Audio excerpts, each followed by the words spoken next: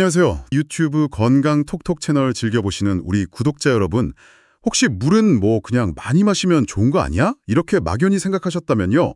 오늘 저희 이야기 들으시면 생각이 좀 달라지실 수도 있어요. 맞아요. 물이 기본이지만 이게 또 어떻게 마시느냐가 참 중요하거든요. 네. 한 의사 선생님 설명을 들어보니까 물을 제대로, 그러니까 좀 건강하게 마시는 법이 따로 있더라고요. 피부부터 컨디션까지 달라진다는데 한번 제대로 파헤쳐보죠. 잘못된 정보들도 꽤 있어서요. 오늘은 그냥 많이 드세요 이게 아니라 왜 그래야 하는지, 뭘 좀 주의해야 하는지 그런 근거들을 좀 짚어보려고 합니다. 특히 피부 건조나 노화 걱정되시는 분들 많으시잖아요. 저희 채널 구독자분들 중에도요. 네네. 그런 분들은 특히 오늘 내용 잘 들어보시면 도움이 될 겁니다. 가장 많이 듣는 말이 그거잖아요. 물 많이 마시면 피부 좋아진다. 근데 이게 다 그런 건 아닌가 봐요. 어떤 연구 보니까 재밌던데요. 평소에 물을 하루에 한 3.2리터? 그 정도 안 마시던 분들은 확실히 더 마시니까 피부 탄력이나 수분감이 확 좋아졌는데 이미 충분히 마시던 사람들은 별 차이가 없었다면서요. 정확해요. 그게 딱 핵심입니다. 나한테 맞는 양, 이걸 아는 게 중요한 거죠. 네, 보통 50kg 성인이면 하루 2리터 정도? 이걸 기본으로 생각하시면 돼요. 2리터요? 네, 그리고 이제 체중이 한 10kg 늘 때마다 0.5리터씩 더하는 거죠. 그러니까 60kg면 2.5리터, 70kg면 3리터 이런 식으로요. 계산법이 있군요. 네, 근데 여기서 또 하나, 만약 매일 30분 이상 막 땀 흘리면서 운동하시는 게 아니라면요. 계산된 양에서 한 20% 정도는 좀 줄이시는 게 오히려 더 맞을 수 있어요. 아, 운동 안 하면 줄여야 돼요? 네, 그렇죠. 활동량이나 체중, 이걸 다 고려해서 조절해야 한다는 뜻입니다. 그렇군요. 근데 마시는 방식이 중요하다 이 말씀도 하시더라고요. 물을 한 번에 막 1리터씩 벌컥벌컥 마시면 위험하다고요? 네, 그게 정말 중요해요. 간과하기 쉬운데요.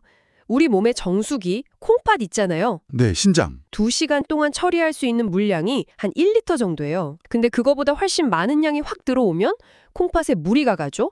그리고 더 큰 문제는 혈액이 갑자기 너무 묽어지는 거예요. 혈액이 묽어져요? 네, 그럼 세포 안팎의 농도 균형, 그 삼투압이라고 하죠. 그게 깨져버려요. 특히 뇌세포 쪽으로 물이 확 쏠리면 이게 뇌부종이라고 해서 아주 위험할 수 있습니다. 뇌부종, 와, 무섭네요. 네. 반대로 한 500ml 정도 물을 마시면 2시간 정도 신진대사율이 한 30% 올라간다는 연구도 있어요. 오, 신진대사율이요? 네. 그러니까 조금씩 나눠 마시는 게 건강에도 체중 관리에도 더 좋다는 거죠. 아하, 그럼 막 벌컥벌컥 마시는 건 절대 안 되겠네요. 조금씩 자주. 맞습니다. 그게 중요해요. 그럼 온도도 신경 써야 하나요? 찬물, 뜨거운 물, 미지근한 물, 뭐가 제일 나요? 우리 체온이랑 비슷한 미지근한 물이 제일 좋다고 할 수 있죠. 미지근한 물이요? 네. 몸속 효소들이 가장 잘 활동할 수 있는 온도거든요. 찬물은 마셨을 때 속이 좀 불편하거나 위경련 가끔 있는 분들은 피하는 게 좋고요. 근데 대부분은 괜찮아요. 몸 안에서 금방 온도 맞춰지니까. 다행이네요. 근데 뜨거운 물은 정말 조심해야 합니다. 뜨거운 물이요? 왜요? 그게 60도 넘는 뜨거운 액체가 식도나 위 점막에 계속 닿으면요.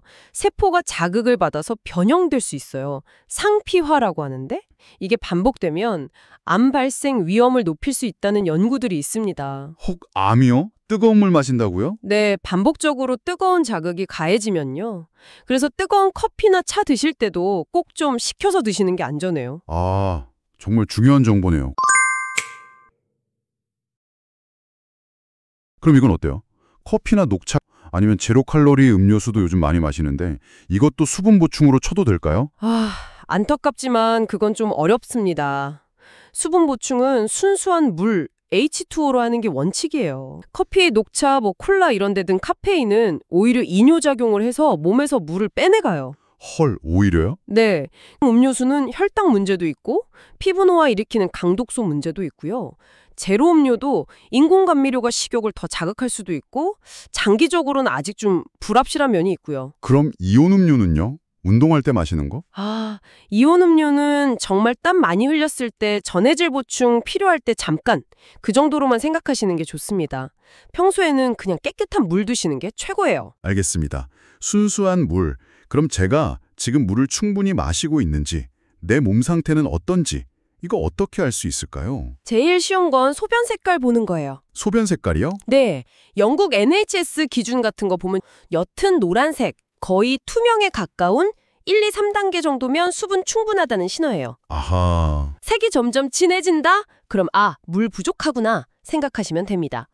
그리고 또 중요한 게 목마르다 느낄 때는 이미 늦었다는 거예요. 네, 늦었다고요? 네, 몸의 수분이 이미 2% 정도 부족한 상태라는 신호거든요.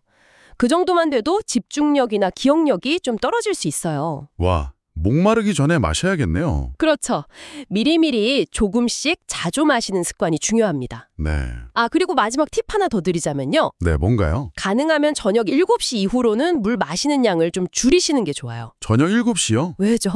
물 자체는 괜찮은 거 아니에요? 물 자체보다는 밤에 자다가 화장실 가려고 깨는 것 때문에 그래요. 잠을 푹 못 자면 다음날 피곤하고 결국 그게 피부에도 안 좋고 컨디션에도 영향을 주니까요. 와, 그렇군요.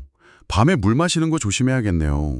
오늘 진짜 물 하나 가지고도 이렇게 할 얘기가 많았네요. 정리해보면 나한테 맞는 양을 미지근하게 조금씩 자주 그리고 순수한 물로 마시기, 맞습니다. 저녁 7시 이후엔 좀 줄이고 소변 색깔 체크하는 습관까지.